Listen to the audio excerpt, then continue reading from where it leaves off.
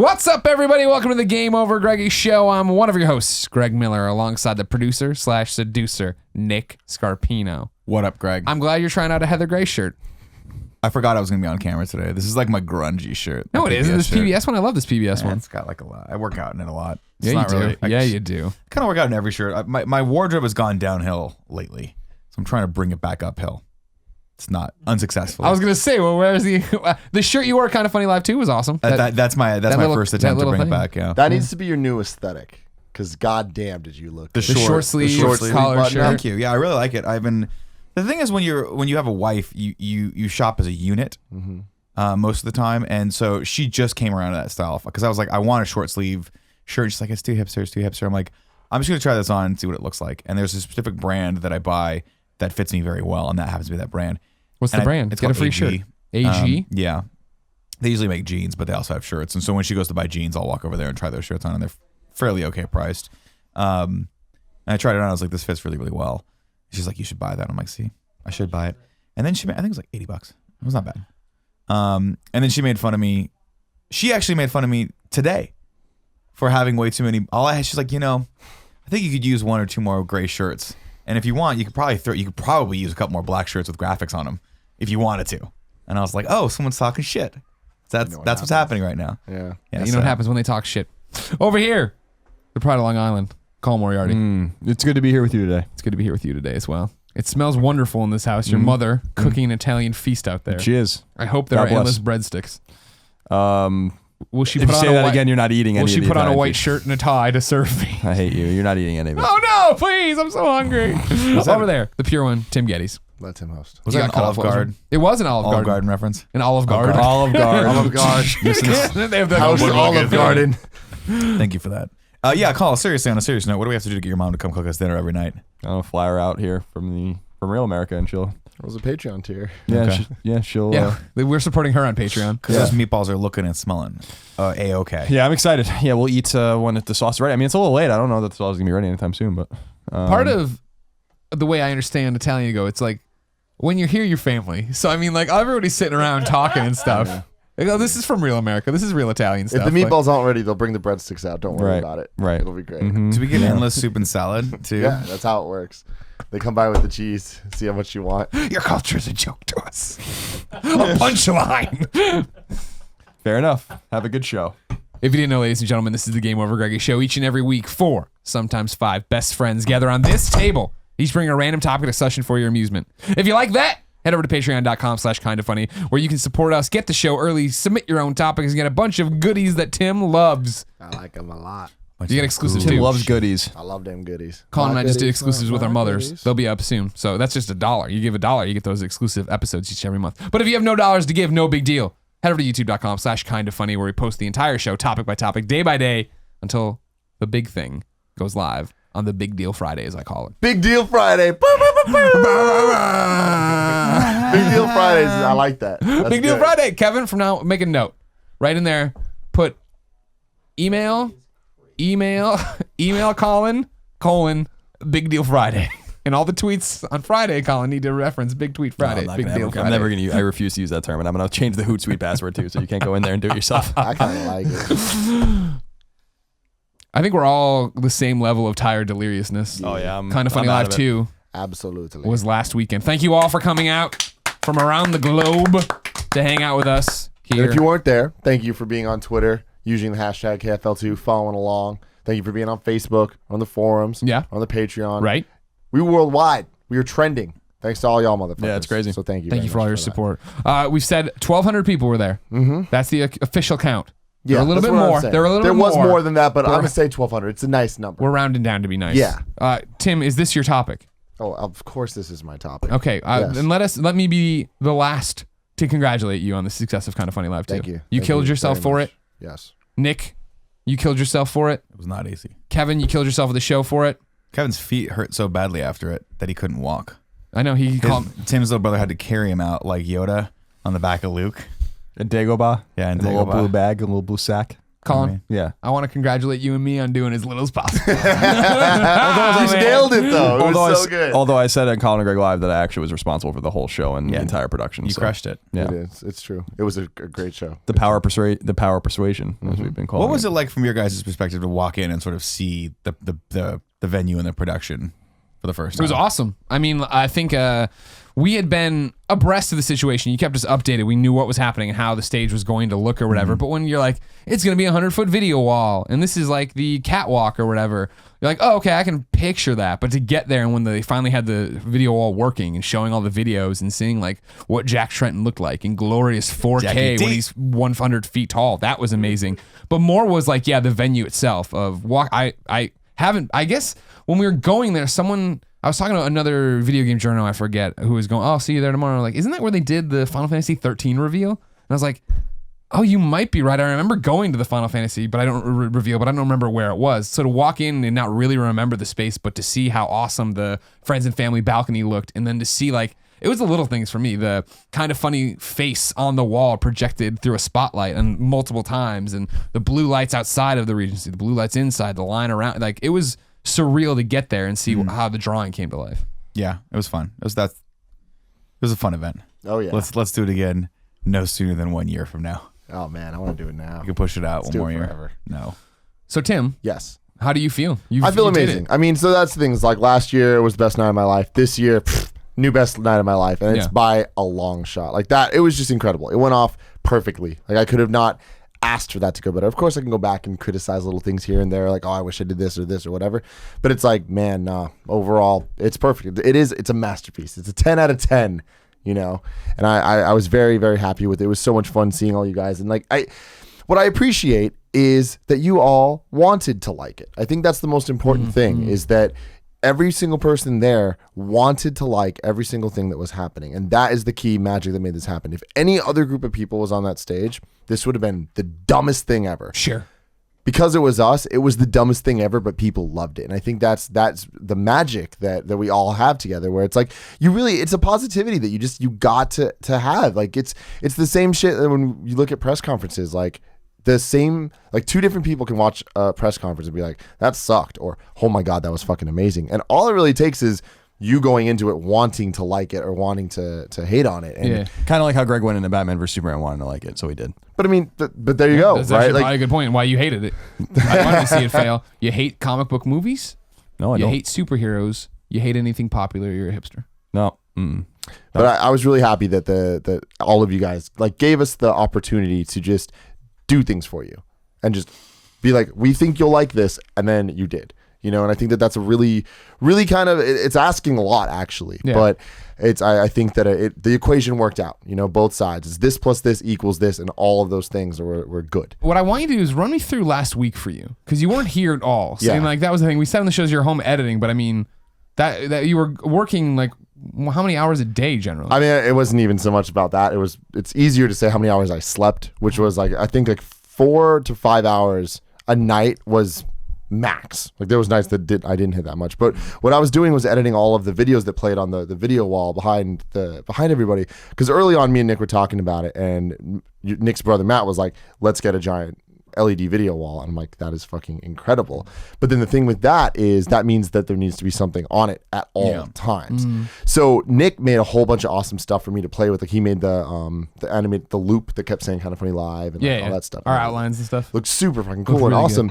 Then I got to use that to make all the other things. But for each video package we did, for the press conference and for all the stupid jokes, the music stuff, like I wanted to make sure that every video was like to the moment there was something on the screen that was interacting with it. Like when Mega Ran performed, I wanted to make sure there was stuff referencing what he would be saying, which was a lot of work. I was gonna say, how hard was that to edit? So I had the instrumental track, and then I had to reference his live show videos on YouTube and be like, okay, here he does this with the crowd. So I'd make sure that the words flashed, that the crowd needed to chant. But like, man, it was those little details that really pushed it over the edge, because then everybody knew what ad-libs they were supposed to be doing. Everybody knew to say A, or Dr. Wiley, or let Tim host, or whatever it was. And like, people got super into it. And oh man, it was crazy. And like, it was the most work I ever put into anything. It was the videos on that wall, but it worked, you know, and then all of a sudden it all becomes worth it. And you're just like, fuck yeah. Like people kept asking me, am I nervous? There was not a second that I was nervous that night.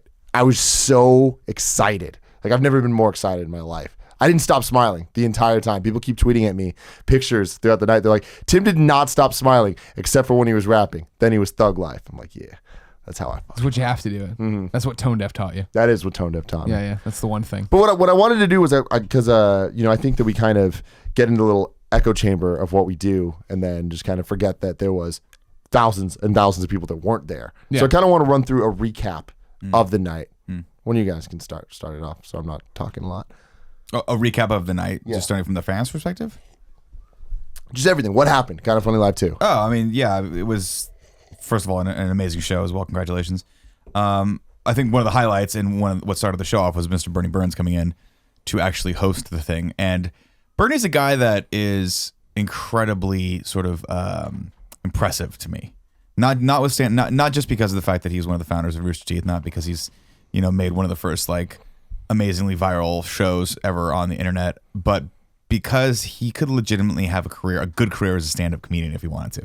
And so having him host the show and having him come out and kind of bash us a little bit, and he gave everyone a lot of shit. Including Rooster Teeth.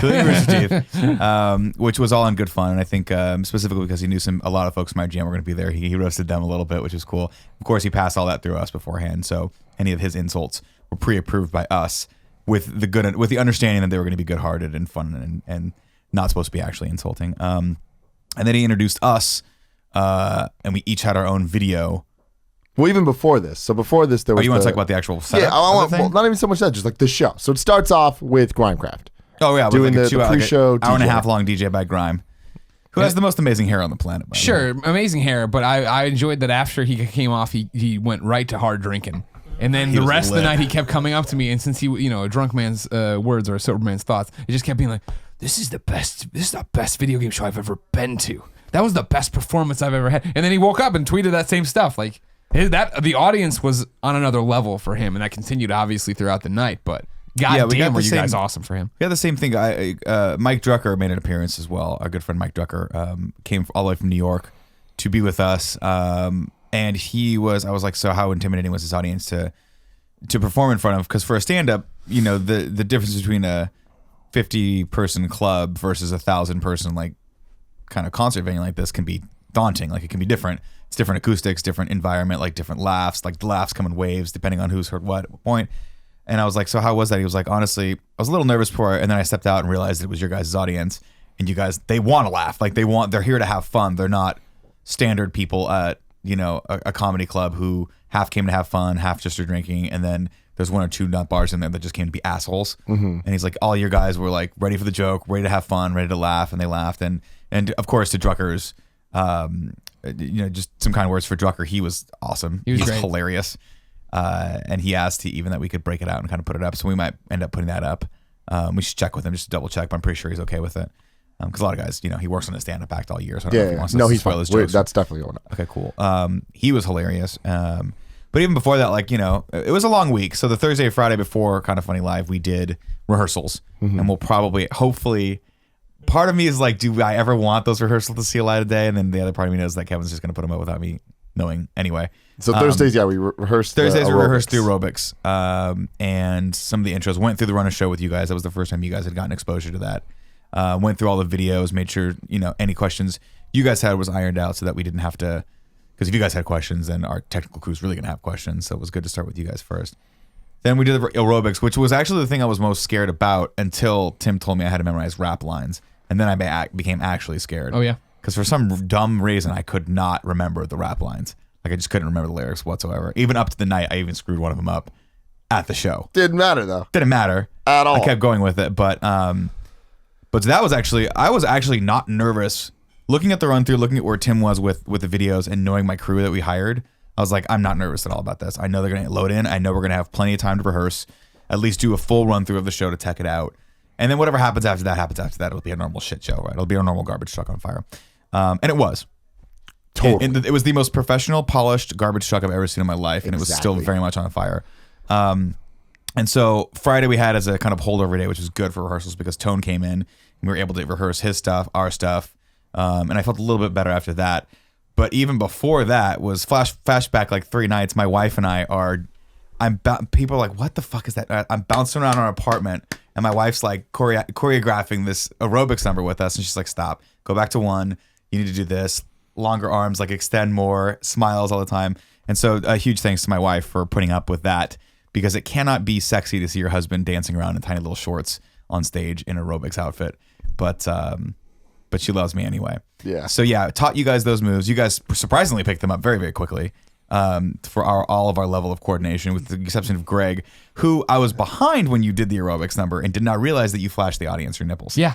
Didn't catch that until I Game saw what that. they wanted. I know what they wanted. I know So- they pay a lot of money for them seats. They wanna Thank see you, those- Kevin. those- I know what they want. Those really light pepperonis that you got down there. It's like a pepperoni that's been out in the sun too long. It turns like a little shade. You know what I'm talking about? A little shade of tan.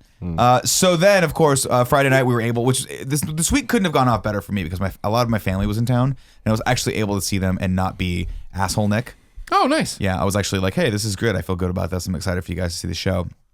Then at 10 o'clock, get to the venue.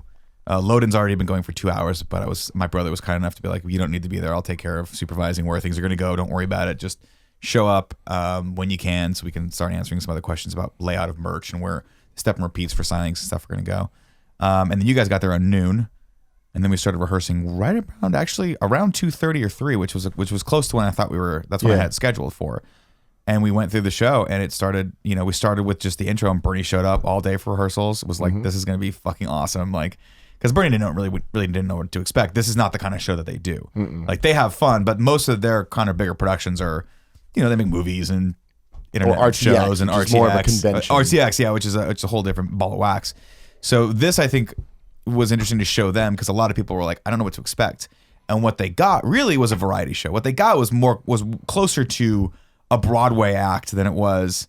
Like, it was closer to Rock of Ages than it is a typical video game exhibition show, or like a Penny Arcade, or like a PAX or a Comic-Con, or Let's Play Live. a Let's Play Live even, right? What we wanted to do originally and always want to do is entertain first and foremost. And I think last year we did, one of the highlights of last year for me was the beginning of it, when we came with the intros and then went into the first skit that everyone was laughing about.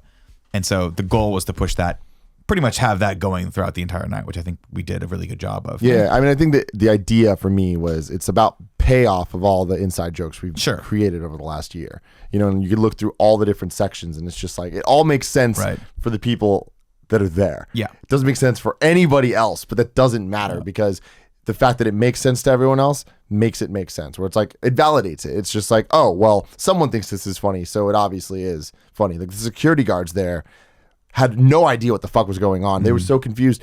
They were like blown away that everyone was so engaged. And even when we were doing the meet and greets and stuff, they're like, why do people like these guys? Yeah. And I'm like, I don't know. We don't know either. But yeah, it was fun. And to the audience's credit, you guys got a lot of nice compliments from the security guards, who were like, you have some of the most, like, the nicest, most courteous fans of any act we've ever seen come through these doors. He was like, people were like self-policing. Yeah. Like, someone would try to go, and another one of the best friends was like, no, you can't go up there. You don't have, that's for family only. Right. And the security guards are like, what the fuck is happening right now? That was the biggest thing for the best friends, in terms of seals of approval for me, was my mom. My mom came, right? And like, when we were backstage, because for the first night we didn't want to come out early, we wanted to be locked off or whatever, to be in the right headspace, get the crowd into the right fervor or whatever. So mom, went down and walked the merch line, introduced herself to everybody, went outside, took photos with fans who were waiting in line, and then continued to do that throughout the weekend. But every time we'd go to dinner or whatever, or breakfast before or after something, she'd be like, and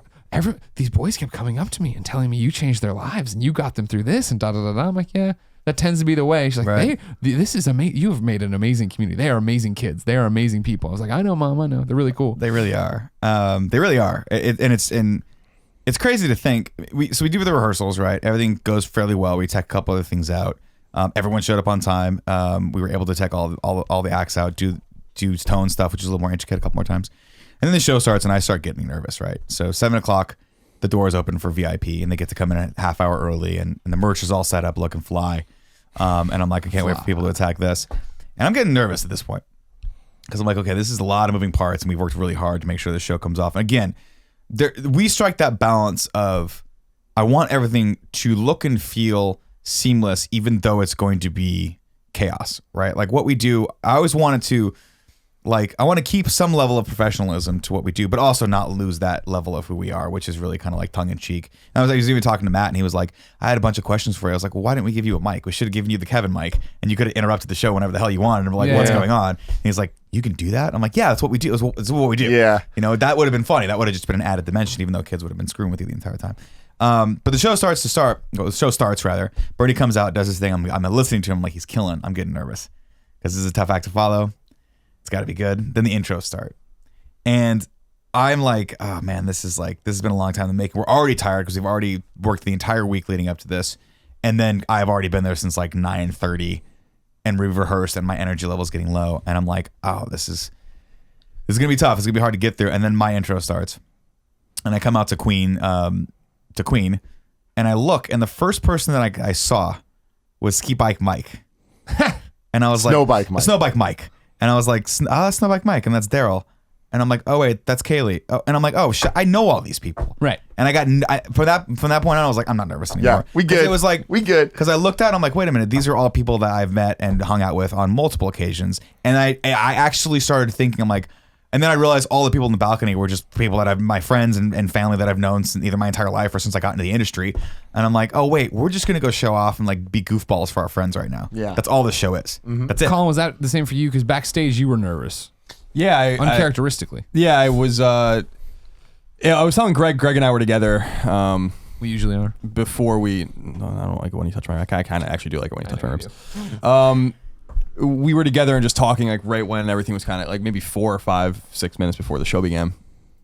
And I was like, the way I feel right now reminds me of when I used to play hockey. Because I used to get really nervous before like big games. And I don't really get nervous anymore for anything. Like when we do our PAX panels or we do our panel at PSX even or whatever, I'm like, I don't care. Like this is easy. We've been doing this for years. Like I literally don't even think about it at all. I just go on stage and then we talk and when we're done. Mm-hmm. And even for Kind of Funny Live, it was very manageable. There wasn't much to remember, like, with the exception. I remember last year vaguely that the only thing I was really worried about was like the debate in the beginning, but we got through that. We were able to rehearse that multiple times with Troy, and so I was fine. But I never really, because my mom was here and because I'm just dealing with a bunch of shit like all the time, that I just never really stopped to think that we actually have to do the show. You know, because I hadn't really been in it, so it was like, all right, we're rehearsing, this is fine, the dance number's easy, blah blah blah blah blah. But then like the closer it got, when people were funneling in, they're like chanting names. It sounds like the fucking Roman Colosseum out there.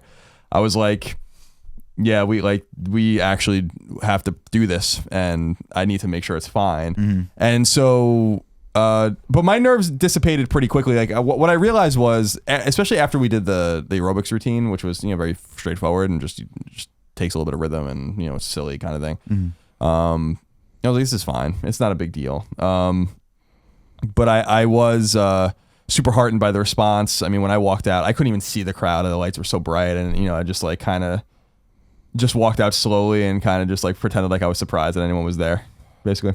And walked down the catwalk, and everyone was like kind of grabbing at me and stuff. And I was like, it's kind of a cool moment. You got to kind of take this kind of thing in, and people chanting my name and stuff like that. It was just kind of neat, like because I really don't like understatement of the year. Because I really don't like the limelight. I really don't want it. And I mean, that's an honest thing. Like, I think it's nice, like I'm super honored and humbled by it, but like, I'm fine if like people just enjoy the content. They don't have to, they're not getting stopped on the streets or whatever. That's totally fine. I'd be fine with that for the rest of my life.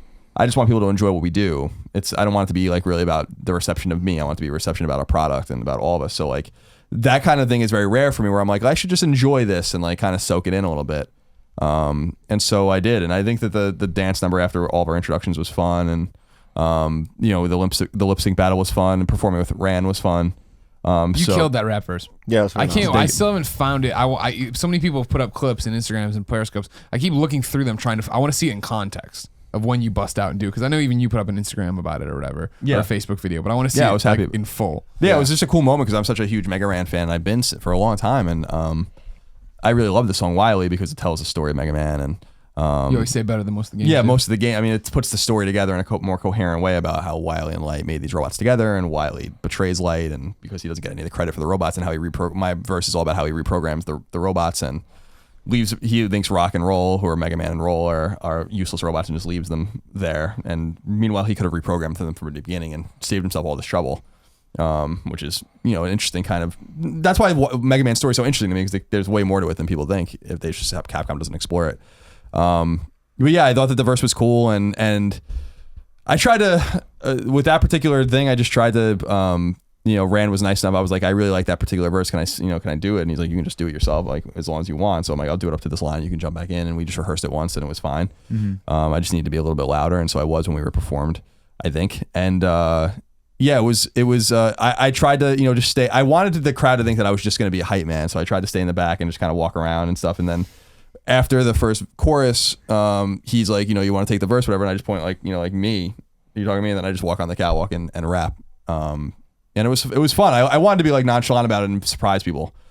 And so that was it worked. So yeah, that was certainly a highlight of of a lot for me. Like that was a highlight well beyond Kind of Funny Live too, because I think a lot of our fans. I'm a huge hip hop fan, and I love rap and I love rapping, and I think it's fun. I think it's a great genre of music. I think it's very artful. I think it's very poetic, and it was cool to be able to do that in front of a crowd of 1,200 people. Most rappers will never get to do anything in front of a crowd of 1,200 people. So me being just a schmuck that didn't even write the song and just gets to steal his lyrics, a pretty cool moment for me. So pretty good gig. So I do think it was such a cool thing where I loved the response, and I was heartened by it, like I said, and I was really happy, especially for Nick and Tim, because I know how much work went into it or whatever. And but I was also really happy for the crowd. And one of the things I tried to reiterate was that I hope that people really took it in amongst themselves as well. That it was more about not so much about what was going on stage as much as about being around each other and kind of feeling that the vibe that we put out as a company. And so it was super cool. They all flocked to it this time, and I've talked about it, a few times. I don't think on camera, but like in the fact that there were the community events, and we didn't have to set any of that up. You guys knew to go do it yourselves.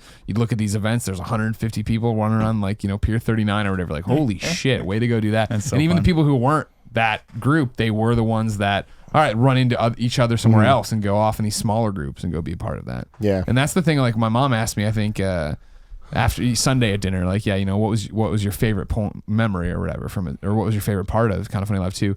And that was the problem. I think it's a feather in the cap of Tim in terms of like the whole show is a highlight reel. You know what I mean? There was no dip in it because the way you programmed it was that everything was awesome. And for me, it was it was moments. My favorite moments are the moments involving you guys and watching you guys do it, and the rap for Colin, Tim, the crowd surfing working, obviously Kevin proposing, and Nick being. I've told this. Nick and I on the side. Kevin's proposing, Tim's behind him crying, and it's like she said yes, and the balloons drop on our side, and then Nick and I can just see the other balloon drop, and people yanking on this thing, and them not coming down at all, and you're so happy because it's the end of Kind of Funny Live 2, everything's gone perfectly, and Nick's like, you see that? I'm like, yeah, and you start to go, Tim, and I'm like, don't do it, don't ruin it for him, don't. I know, see, I love it, and here's my thing, they did drop it, and it was totally fun, and then I got a fucking awesome picture because Sean Finian had time to come up, and now there's balloons everywhere, and I'm like, great. I'm glad we had backup balloon drop. It worked out great. Everything was fantastic on that. But that, Nick's insane entrance. Like that, for Nick, it's for me, Kind of Funny Live 2 for Nick is encapsulated in that one photo where you're like, coming down and slapping all the hands. Like, damn, that looks you can't see. awesome. I was air guitaring as hard No, as humanly possible. I've watched a bunch of the behind the scenes pelvis stuff. at I think Amy Gills. Yeah. So she was right there. It was hilarious. There's a I was reason like, she deleted her Amy picture. Gills right there. Boom. Yeah, that was fun. That was a good moment. Like just hearing crowds, having Bernie introduce me and hearing the crowd just scream got me re-energized. Well, that was the thing being backstage before we started, where it was we're out there and we're in it all day in this giant empty room, and there is that, for me at least, just like, all right, we're expecting 1,000 people. Like, what does that look like in this space? Is it to the back? Is it everywhere? And then being in the backstage and Grimecraft's playing or whatever, and looking at I was on my phone nonstop on the hashtag, and seeing it progressively get more and more filled until somebody, I was talking to I don't know who, and then I came back to look at my phone, and somebody had put up a video of it from the balcony. It might have been Andrea Renee, and it was just this whole room jumping in a wave or whatever, and I was like, that's us? That's us? And I was like, oh shit, the room is filled. That is totally Dude, filled. what's crazy about it, so Macklemore was performing at the Bill Graham Theater, which is a 7,000 person venue, literally 2 blocks down. And when I was scrolling through my Instagram feed, it's all my friends posting Kind of Funny Live, and then Macklemore comes up. Could not tell the difference between they just looked the same, and I'm like, damn, we at you. I do want I do want to let you know, Tim, I failed you. Yes, I reached out to Macklemore and his people and see if there was any way to get them to come early or that would have do been anything, and they couldn't do it. See, even that would have been too much. Yeah. You know, it would have been great because this show, all it is too much. Yeah, it was just too much. We could have cut half of it, and everyone would have had a great time. But no, screw that shit, man. We'll figure out next year. That's been my whole motto with it. Kind of Funny Live 3. We'll figure it out. I'm sure. Kind of Funny Live Yeah, 3. I I fear want for The you. Rock. I'm getting The Rock. That's That the is goal. my goal now. That's Can the you, goal. if you get The Rock, could you also talk him into bringing Zac Efron? Is that I'll possible? work on it. I'll see. Can they just wear the Baywatch outfit so I can look at Zac Efron without Okay, a shirt? now you see you're working And against just us go- getting and The just Rock. Give just a little bit of a touch. I will say two things that I walked away from that I think are important. That has nothing to do with anything we did on stage. I think, which is number one. I always kind of I'm kind of ignorant when it comes to. I think would say even very ignorant when it comes to the production, and so it's really remarkable how much work goes into. And I'm not even talking about you guys necessarily, although obviously you put a lot of work in, but just the actual material and labor work that goes into stagecraft, I guess you would call it. So like the idea of like a lighting guy and there's just scaffolds going up and there's like a lot of like very precise measurements in terms of, you know, where things go and how things are executed and stuff. It's actually super impressive and it makes me feel stupid when I see it, because I'm like, I have no idea how any of this is even done or put together. And so I think that's a quite like, so to Matt's credit and to his team's credit, it's a really quite marvelous kind of thing that he's able to put together. I think that would be way overwhelming for me, even if I knew what I was doing to do. And the second thing is that I just think it's really cool that, you know, it seems like the response to it was largely, if not almost entirely positive, both from the people that were there and the people that weren't there. And I think it's really cool that so many people came from all around these great United States and also from around the world, and that they felt like they had like gotten value out of it. Yeah. I know tickets were a little expensive. I know San Francisco is one of the most expensive cities in the entire world. I know that it's not an easy place to be, and I know it's not an easy place to exist, and you have to make some sacrifices if you're kind of tight on money and all that kind of stuff, and I totally get that. And you're flying from Ireland, you're flying from England, you're flying from Australia. I mean, it's, you know, you get to come to the US and have a little vacation. I hope you guys, you know, enjoyed it. But I thought it was really cool that people came, that people enjoyed, that we conquered the show, and that, you know, people left satisfied. Yeah. And I think that it's not really word of mouth because it's the internet, so I think it's more it's more like just a kind of a viral thing. Like, expectations for Kind of Funny Live 3 are going to be huge, and This was our Uncharted 2. I think the show is going to be way bigger and broader, and I just hope that we can, and by we I mean Tim and Nick can, you know, do something that's comparable again. And since I know that they can, I'm really interested to see like the warp escalation. And the one thing I was saying was It's already started. well, that's why We're already talking about it today. That's how I describe Kind of Funny Live too. When people were like, well, I was like, that the show within like a microcosm of the show really was a warp escalation, the entire thing. From beginning to end, it just got crazier and zanier, and that's what I was explaining to people. I was like, it's just a zanier show, it's just a sillier show, and a grander show. But I was talking to Greg before the show where I'm like, well, by the time we get to 4, 5, and 6, people are gonna be like, well, I liked 4 better than 6 and 5. Well, I mean, I love that though. Hell yeah. But then I was like, I'm gonna be the grumpy like Naughty Dog kind of guy. It's been like, well, if 5 happened before 4, you'd say the same thing about 4. So and that's totally that's the best way I think to describe it, and what I think awesome. we looked past with Kind of Funny Live originally. It's Kind of Funny Live originally. I know you guys did a little bit, but not like we did this time, where it was very much like, we're throwing this thing for the best friends. Come out, best friends. And we didn't go out of our way to reach out to friends in the industry, you know, other hosts, other personalities we worked with, And so like, it was our Uncharted 1 of like, oh, people who get this, get it and like it. And this was the one where it was like, we were smart about it. And like, oh, hey, everyone who's ever been on the GameOverGreggy show, you should come in for this if you want to come in for this. Again, IGN folks, come over and do this. But even being part of the show, I thought it was cool that, like, you know, all the guests that we had, that there's history now. Like we've existed long enough that the Kind of Funny extended fam is a real thing. Yeah. So having Megaran, having Tone Deaf, these are all people that Drucker, you know, Grimecraft, like every single moment there's history, and it's like, you guys know these people from one way or another. Well, it's funny because everybody, like, you know, Andrea or Dan Reichert or all these different people we had on stage or whatever, it's like, oh yeah, they're our friends. This is how it works. I kind of forgot that not everyone is friends with Cisco. Because like, when you were like, we're going to get Cisco for the lip sync battle and then he'll do the Pokemon sing along, I was like, oh, that's really cool. I haven't seen Cisco in a long time. That'll be fun. Yeah. And totally, I chalked it up to the same way of like, oh, Dan Reichert's going to be on the, you know, thing. My mom wants to yell at him. It was just like, oh, Cisco will be there. Cool. And then when I ended the show and went upstairs, and like literally every tweet was like, what the fuck? Cisco is singing the Pokemon thing with hashtag Kind of Funny Live. Like, oh, that's a big deal. Right. That's abnormal for other people. I'll say this. I said it while it was happening, and I've told multiple people, I'm like, we put on a great show. There was no, I mean, like, we put our heart and soul into it, and it was fucking awesome, and we performed our little asses off out there. But there's us, and then there's Cisco. Yeah. And when Cisco hit the stage, I was like, oh, right. That's a professional performer. Like, this guy does this. He's a huge performer. He's done this for a living for like a really long time. Played the crowd like a fiddle. Oh my was God. great with his Came dance out moves. like just flipping and I'm like, Like if anyone else had done that, I'd be like, oh my god, I hope he doesn't get hurt. But if it's Cisco, man, he's fine. He does this for a living. And then backstage when he was gracefully just sort of trying to exit because he was probably tired at that point, having just done a show in I was going Vegas. to say, what? Well, that's the other thing. So yeah, Cisco, I said this during the show, but he was actually in Vegas doing a Cisco show. Yeah.